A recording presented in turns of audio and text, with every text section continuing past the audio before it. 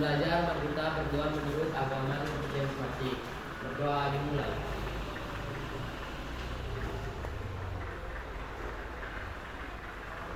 Berdoa selesai.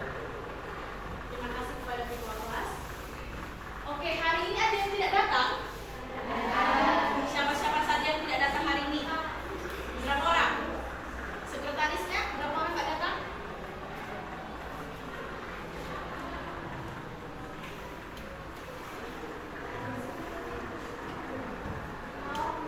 Lima orang tidak datang. Ada keterangannya? Apa saja keterangannya? Sakit izinnya pasien. Oke, baiklah, meskipun kita semua nggak hadir hari ini, tetapi masih semangat belajarnya kan? Iya. Oke. Kita akan belajar hari ini materi kita yang baru, yaitu pembuatan surat bisnis. Sebelum kita masuk ke materi yang baru, ada yang ingat yang baru kita bahas apa?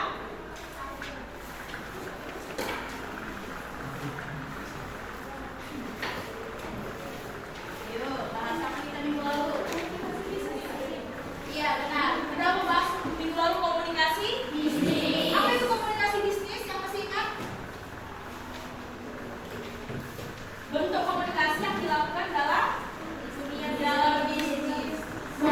Bentuk komunikasi, salah satu media komunikasinya itu dapat berupa surat bisnis, yaitu surat yang akan kita pelajari pada hari ini. Jadi hari ini kita akan mempelajari tentang cara pembuatan surat bisnis. Sebelumnya kalian pernah nggak buat surat? Surat buat siapa? Contohnya? Surat sakit untuk ditunjukkan ke wali kelas. Surat kemana lagi? Surat cinta, ya bisa. Surat dengan sesama teman juga pernah nggak surat-suratan dengan teman? Pernah kan, apalagi ke gebetan tuh paling sering itu. Nah, surat ini adalah salah satu media komunikasi yang kita gunakan. Nah, bukan hanya dengan sesama teman, tetapi dalam bisnis bisa juga kita gunakan. Nah, untuk itu kita akan mempelajari hari ini. Sebelumnya kita harus tahu dulu tujuan pembelajaran kita hari ini itu apa. Yang pertama, setelah mengamati diskusi dan tanya jawab, siswa dapat menguraikan pengertian surat niaga ataupun yang disebut surat bisnis dengan tepat. Yang kedua, setelah berdiskusi, tanya jawab dan membaca buku paket dan sumber belajar lainnya, siswa dapat menguraikan fungsi surat niaga dengan tepat. Dan yang terakhir adalah setelah berdiskusi, tanya jawab dan membaca buku paket dan sumber lainnya, siswa dapat membuat satu contoh surat niaga dengan benar dan rapi. Nah, jadi Miss harapkan setelah kita belajar hari ini tentang materi kita, kalian itu dapat mengerti dan menjelaskan kembali apa itu pengertian surat niaga, apa itu fungsi-fungsi surat niaga, dan tahu caranya membuat satu contoh surat niaga. Paham? Paham. Oke, kita lanjut. Pembahasan kita hari ini, kita akan membahas pertama yaitu tentang apa sih Miss surat bisnis itu dan mengapa surat bisnis itu penting di dalam dunia bisnis. Lalu yang kedua, apa saja bagian-bagian surat bisnis ataupun surat niaga. Dan yang terakhir adalah contoh dari surat bisnis ataupun surat niaga. Langsung masuk ke materi yang pertama yaitu pengertian dari surat niaga ataupun surat bisnis. Surat bisnis adalah surat resmi yang digunakan dalam dunia bisnis untuk berkomunikasi dengan pihak lain, baik itu sesama perusahaan, klien, ataupun mitra bisnis. Nah, surat ini disebut juga surat dagang ataupun surat bisnis. Nah, jadi surat bisnis ini adalah surat yang bukan dikeluarkan oleh perorangan, tetapi dikeluarkan oleh usaha, misalkan perusahaan ataupun mitra bisnis yang dikeluarkan, misalkan dari perusahaan A untuk perusahaan B, ataupun dari perusahaan A untuk kliennya, untuk pelanggannya, untuk mitra bisnisnya. Jadi di dalam surat bisnis itu berbeda dengan surat yang biasa kita tulis untuk teman-teman kita ataupun untuk guru, sekolah dan lainnya. Ada hal-hal yang membedakan surat bisnis dengan surat biasa yang kita tulis. Apa saja yang membedakannya? Lebih lanjut akan kita bahas nanti. Next, kita akan membahas tentang jenis surat niaga ataupun jenis surat bisnis. Ada dua jenis surat bisnis, yaitu internal dan eksternal. Arti internal ada yang tahu apa? Dalam. Kalau eksternal? Luar.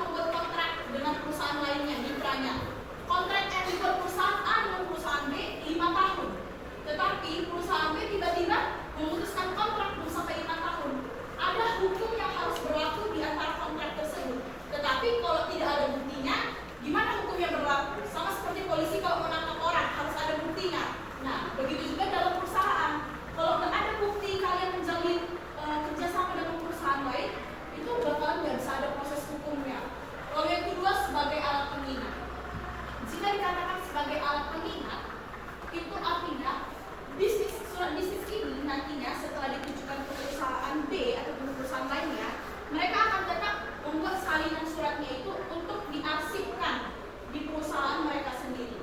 Jadi fungsi arsip ini untuk mengingatkan kembali jenis-jenis transaksi apa yang sudah mereka buat di dalam surat bisnis tersebut. Karena apa? Karena seseorang dengan jabatan misalkan manajer, nggak mungkin dia akan melihat semua transaksi yang pernah dilakukan perusahaan dengan perusahaan lainnya. Karena kan kerjasama perusahaan besar seperti misalkan Indofood, nggak mungkin hanya bekerjasama dengan satu perusahaan.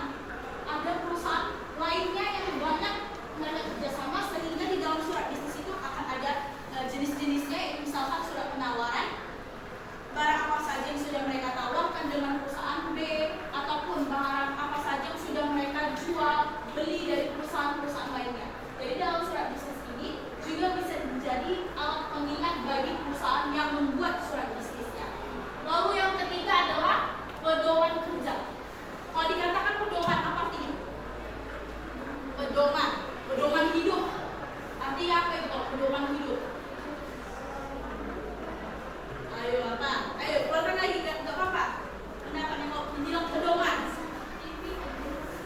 Apa? Pimpinan? Kurang tepat. Jadi pedoman ini adalah panduan, acuan. Jadi pedoman kerja. Jadi surat bisnis ini dijadikan perusahaan sebagai panduan mereka bekerja. Apa-apa saja yang sudah mereka beli itu memang mereka jadikan acuan ataupun sebagai gimana ya, pengarah lah bagaimana kerja operasional suatu perusahaan. Lalu selanjutnya sebagai alat promosi.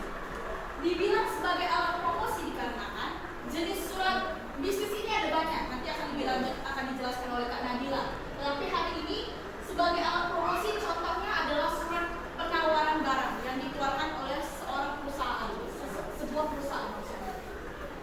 Di dalam surat penawaran itu artinya kita menawarkan barang, produk, jasa yang baru kita launchingkan, yang baru kita keluarkan kepada perusahaan lain.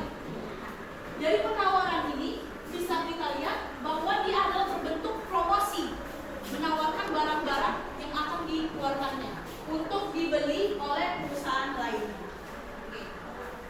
Dan yang selanjutnya yang terakhir adalah bukti. Bukti ini sama seperti buktinya tadi, hitam di atas putih, adalah bentuk tertulis dari suatu surat bisnis yang akan dijadikan pedoman ataupun kerja operasional sebuah perusahaan. Sampai sini mengerti? Ada yang mau bertanya? Yakin? Yakin.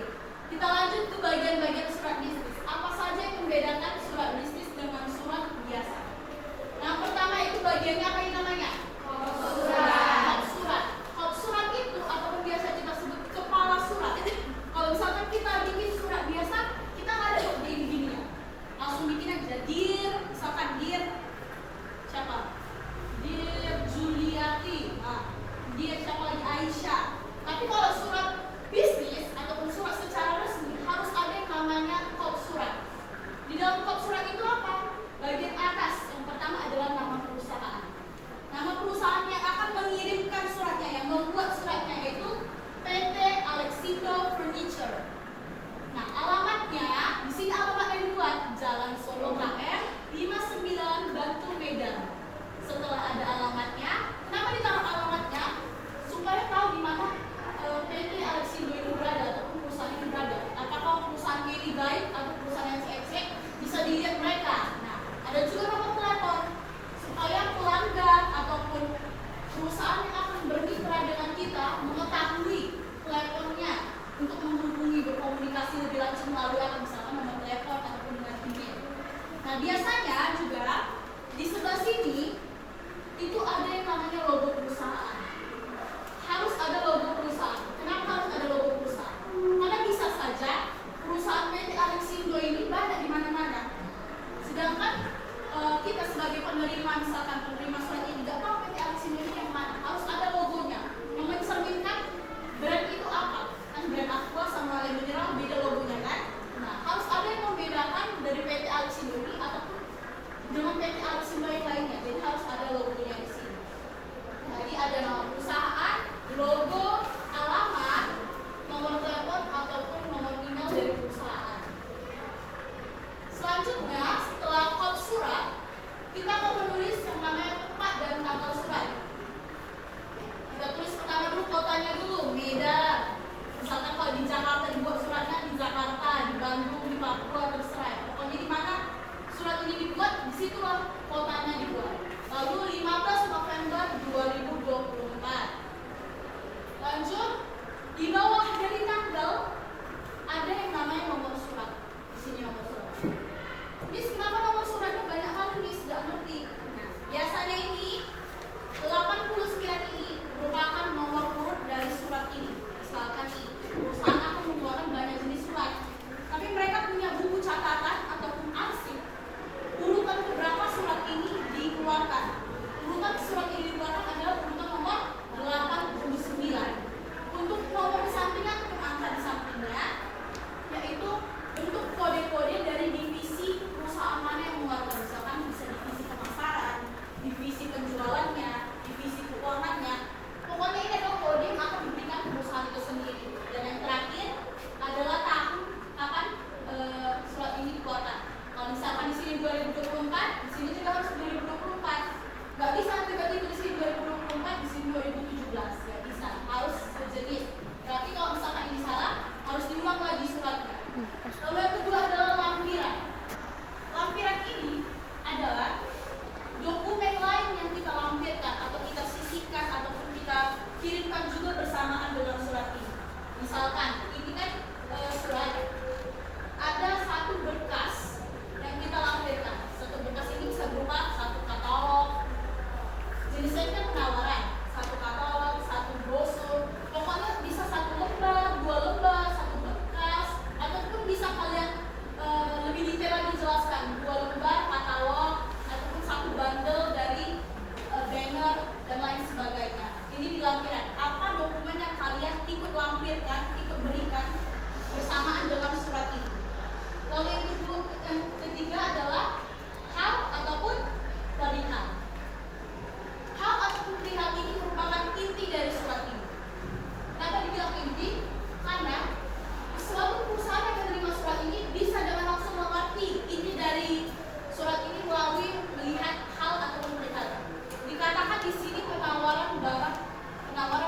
Berarti isi dari keseluruhan surat ini adalah perusahaan PT Alixindo akan menawarkan barang produk mereka kepada perusahaan penerima. Dipahami? Paham? Oke, lanjut. Nah, setelah tadi kan menawarkan barang, tapi sekarang Alixindo ini kan kita nggak tahu menawarkan kemana. Barulah kita buat ke alamat tujuannya. Perusahaan mana yang mau dituju si PT Alixindo ini? Alamat tujuannya ini pertama kali kita tulis harus kepada YTH. YTH itu apa? Iya benar, yang terhormat, Bapak atau Ibu. Kenapa dikatakan Bapak atau Ibu? Misalkan PT Alixindo ini dia tidak tahu direktur PT Usaha Maju ini apakah perempuan atau laki-laki. Nah, lebih bagus jalan tengahnya atau secara netralnya kita buat Bapak atau Ibu. Tiba-tiba kita taruh Bapak, rupanya Ibu-ibu kan harus perusahaan mana ini yang dituju, nanti bingung-bingung, harus salah lagi, kurang lagi suratnya. Bagusan ditaruh Bapak atau Ibu. Bapak atau Ibu apa? Harus jelas jabatan yang dituju. Surat ini harus kemana? Direktur PT Usaha Maju. Jalan di mana jalannya? Alamat dari perusahaan penerima, Jalan Harmoni, nomor 45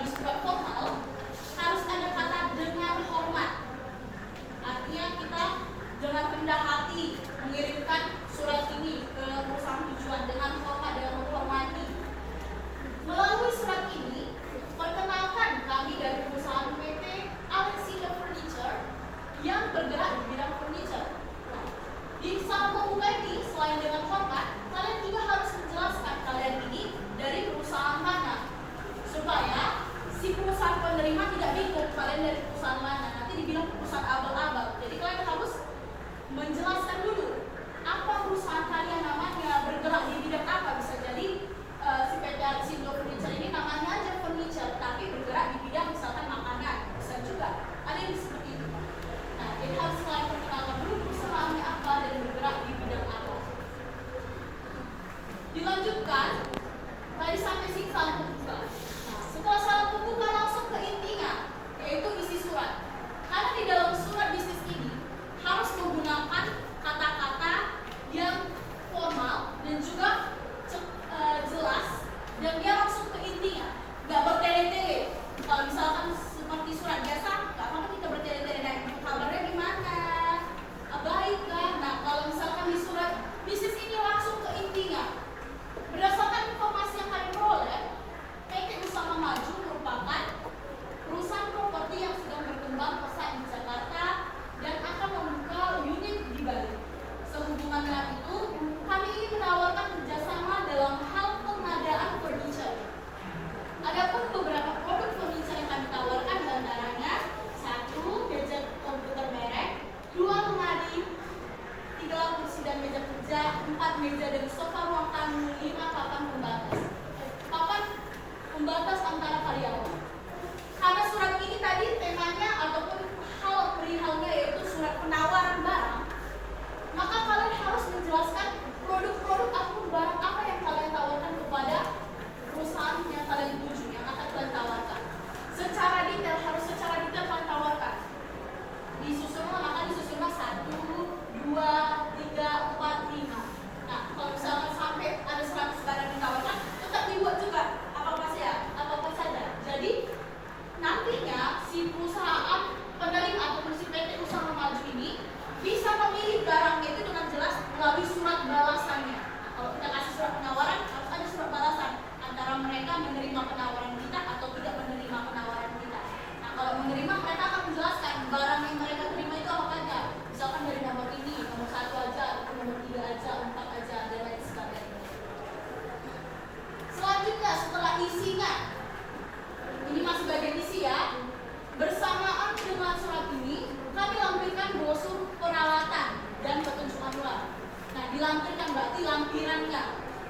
Jika Bapak atau Ibu tertarik dengan penawaran ini, kami akan mengirim staf kami untuk memberikan penjelasan lebih lanjut mengenai produk yang dibutuhkan.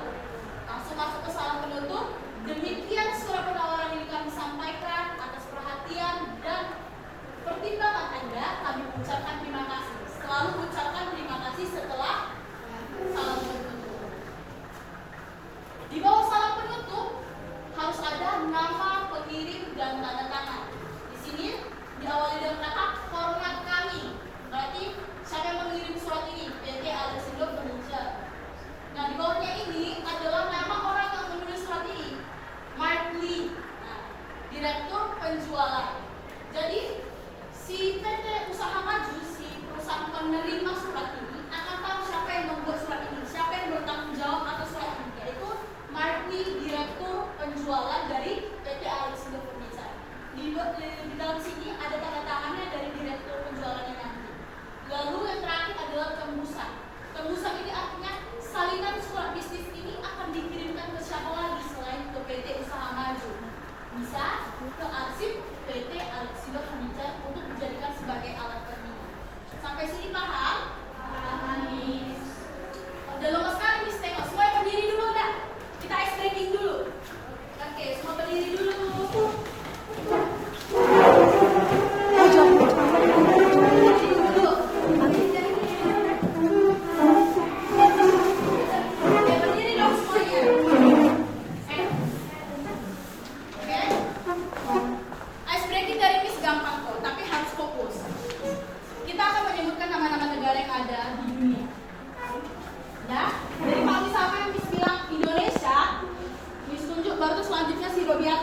Robiato harus menyebutkan Indonesia diiringi dengan nama negara selanjutnya yang akan kamu bilang. Misalkan Indonesia, Malaysia. Lalu itu kamu Malaysia, apalagi selanjutnya. Bisa dipahami? Atau kurang?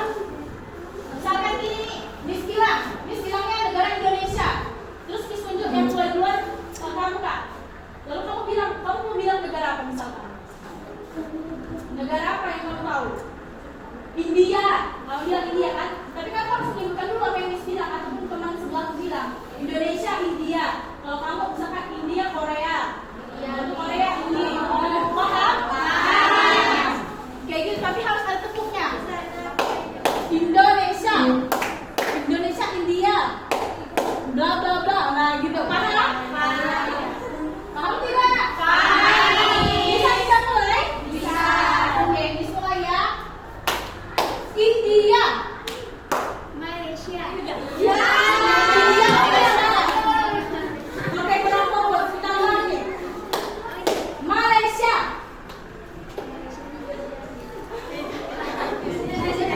Masih berapa bos? Mengerti tidak? Jawab tetapi. Belum ngerti. Saya belum ngerti. Nah, gini loh. Misalkan dari temannya ada ya, buat contohnya. Kamu bilang Indonesia. Sambil gini. Indonesia. Kamu gini. Indonesia sama apa negara selanjutnya kamu bilang? Ah, Indonesia.